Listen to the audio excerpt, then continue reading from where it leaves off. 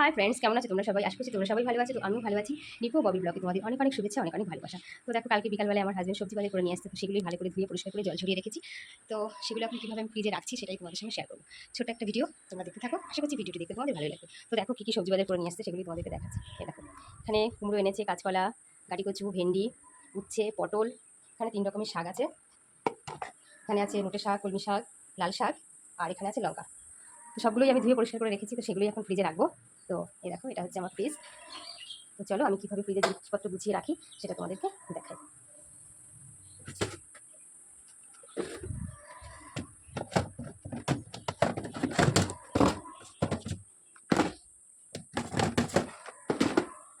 সবজি যদি জল ঝরিয়ে ফ্রিজে রাখা হয় তাহলে দেখবি সবজিগুলো অনেকদিন টাটকা থাকে, ভালো থাকে, ফ্রিজটাও ভালো থাকে, ফ্রিজটা নোংরা কম হয়, পরিষ্কার পরিচ্ছন্নতা থাকে। তো দেখো, ফার্স্টে আমি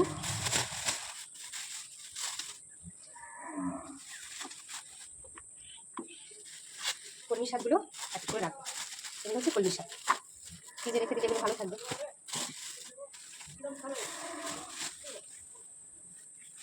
এগুলো হচ্ছে লোটে শাক।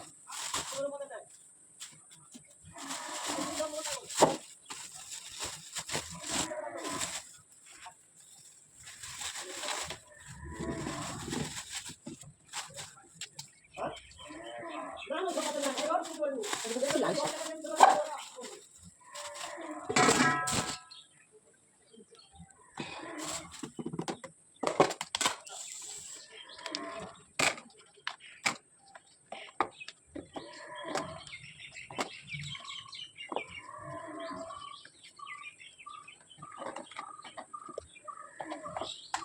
তো ছোটো যে সবজিগুলো, যেগুলো ভেন্ডি, উচ্ছে, সেগুলোই হচ্ছে আমি এর মধ্যে করে রাখি, জিনিসটা ভালো থাকে, টাটকা থাকে।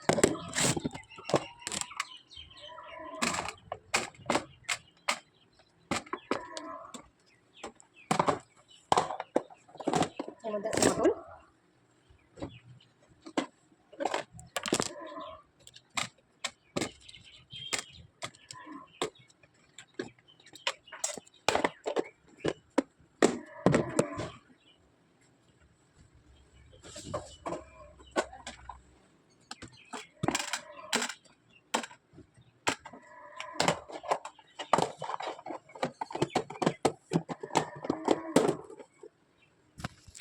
তো দেখো এর মধ্যে সমস্তগুলো রেখে দিয়েছি। তো এখন যেটা করবো,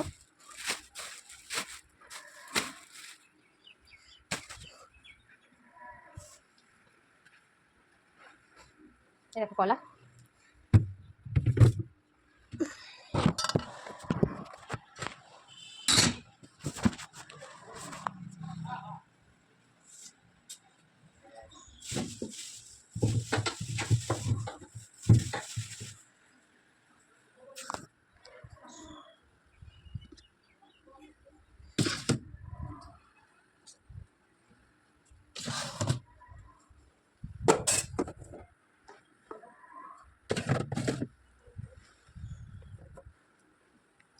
এইভাবে সবজিগুলো রাখলে কি হয়, টাটকা থাকে। আর শাকগুলো দেখো, শাক,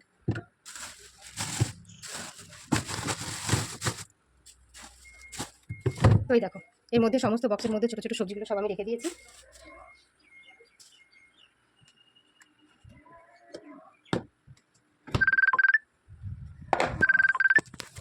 এই বক্সের মধ্যে রাখবো ছিল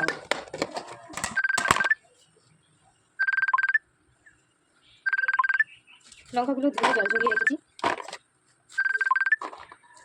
এভাবে যদি সবজি রাখা হয় তাহলে টাটকা থাকে, নষ্ট হয় না।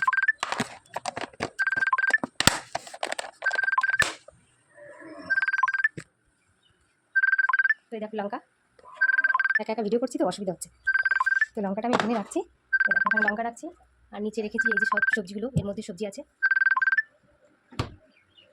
তো সমস্ত সবজি আমি ফ্রিজে গুছিয়ে রেখে দিয়েছি। সবজিগুলো টাটকা থাকবে, ভালো থাকবে। ভিডিওটি যদি তোমাদের ভালো লেগে থাকে অবশ্যই লাইক কমেন্ট করো। ভালো থেকো।